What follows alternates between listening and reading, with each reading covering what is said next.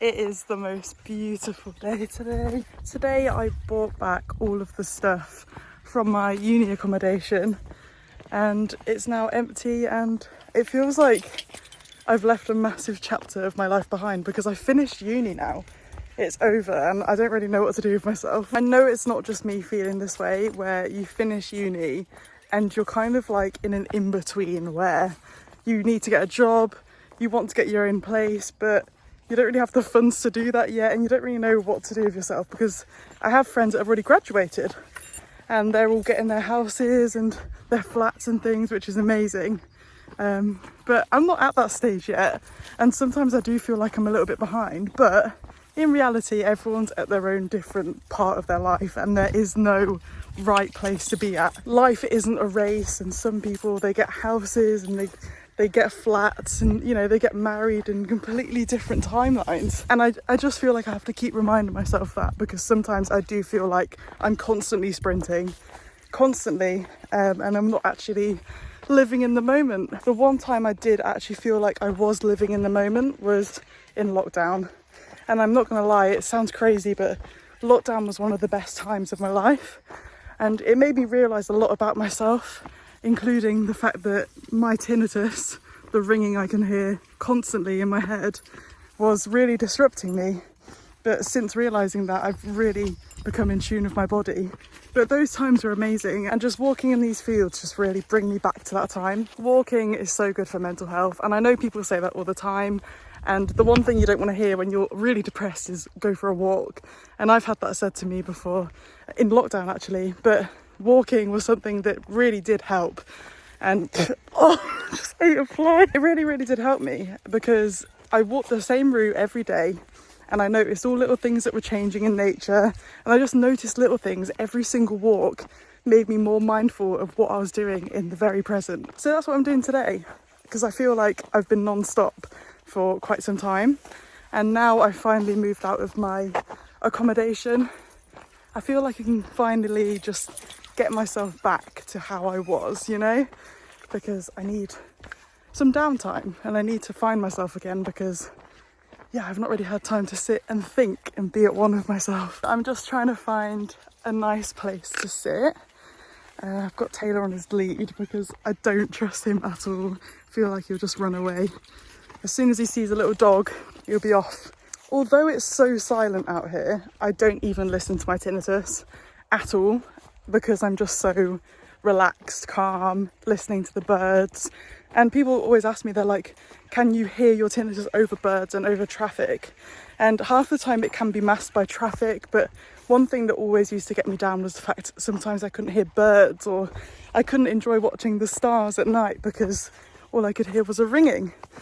And although sometimes I still get those moments where it does annoy me, it's just so important to remind yourself where you are and that you're healthy, and that your tinnitus isn't actually impacting you unless you let it. If your tinnitus is stopping you from getting out and about because you feel like it's going to disrupt your day, just get out and remind yourself all of the good times you've had in these different environments when tinnitus doesn't affect you, because you can still get back to that place. It's a big mindset shift, but you can do it. It's all in your head.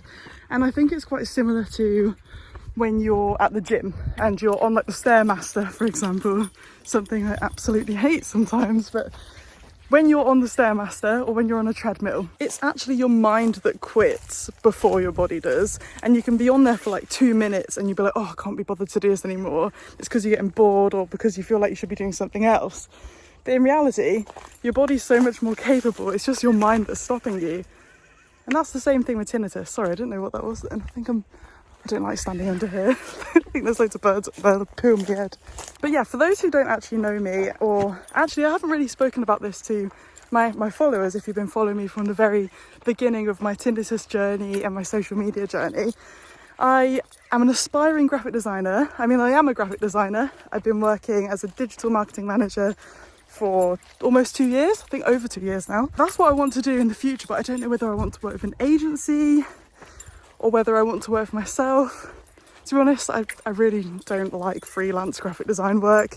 It's too much back and forth. I've got so many things I want to achieve, but I feel like I just want them now. and I feel like I can get so ahead of myself. I don't have the struggles that I did in my worst days with tinnitus, because I'd always blame tinnitus on not letting me achieve things I want or for it slowing my progress. But these days it's more like my mind is constantly in a sprint and I have to kind of slow it down and be like, look, you need to just look after yourself right now. I think for those who are relating to me, I think it's good for me to say that a plan does help. And I'm the type of person who stresses a lot, and just writing things down, getting things on paper, making a plan makes you feel a lot more in control of these thoughts that you're having. And not just a plan for like your work life. I think making a plan or a to-do list for your self-care life is also something that's really beneficial. Also, if you're wondering why I'm getting out of breath, that was quite a big hill, to be honest. I'm kind of pacing quite fast as well. Right, I need somewhere to sit. My tinnitus is also set off by stress. So having these plans and just writing things down is so important to me, because I can really just get lost in my thoughts sometimes, which doesn't help the situation of hearing the ringing that I hear. I also think because I'm no longer stressing about uni, I'm trying to find other things to stress about to fill in the gaps of what I was stressing out before. And that's why I think getting back into just doing my walks like I did in lockdown is going to really help me, because it just replaces them things with more positive actions rather than negative things. I want to shift that part of my mindset, and although I'm habituated from tinnitus, I need to habituate to stress. I think it's completely possible, but yeah, I'm just constantly evolving into a better person. Come on, Taylor, come on. Because the one person that you have all the time is yourself, and you don't want to be bad company to yourself, because that's just going to get you down in the long run. But look at how beautiful the scenes are currently. Now I've got free time though, I'm doing coaching sessions for other people with tinnitus. And you're probably thinking, oh, well, you're not a medical professional, mate. Why are you doing that? And it's because talking to people was a huge thing in my journey to habituation with tinnitus. And I'd love to offer my time, just have like one-to-one chats with people who need some support and just someone as a friend to talk to. Because yeah, it's something I've wanted to do for a while, but I haven't had the time to do it. Oh, Taylor. But if you're interested in that, you can head to the link in my description, and I've put that right at the top of my link tree, I think. But yeah, it's just something I'd love to do as well, and I'd love to help you guys along your journey to habituation, because I am an auto tinnitus coach, but that's just chat, so it's like an online chat as part of the 90-day program that they do. Just wanted to expand my own little thing and talk to you guys one-to-one, because you guys mean a lot to me, and you're like my online friends, you know, so I want to just evolve our connections.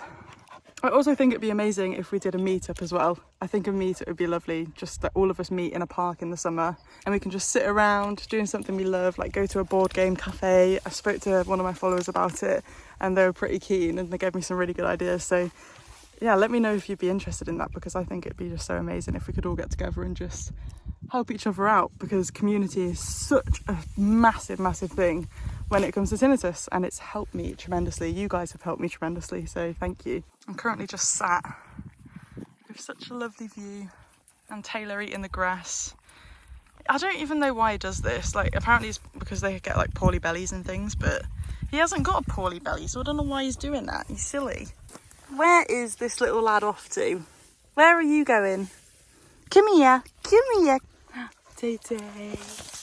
Right, I'm going to continue walking, because it is actually a big loop, but it's a very big loop. I think it's like a few miles, so I don't want to bake in the sun. I mean, it is actually, I think it's almost 4 o'clock, so I don't think I'll get burnt, but I'm very unlucky when it comes to getting burnt by the sun, because I'm so fair. Also, something I want to talk about is I've been feeling this need to go on holiday, because I see it all over social media, people going abroad like every month in the summer, and I'm just like, do I actually want to go abroad? Like, or should I just find ways to be happy where I am? Because there's also this trend on TikTok where people are like, oh, you only realise you're depressed once you escape from where you live, England in particular. And I think it's really important to just focus on your well-being when it comes to things like that, because you're only escaping for a temporary part of your life, and then you're back to your norm. And once you romanticize the norm, then things get more beautiful, and this view is stunning. Like, I know it's probably not that nice on camera, but look at all of the pretty white flowers in this field. They're so nice. Oh my god, they're all daisies. I love daisies.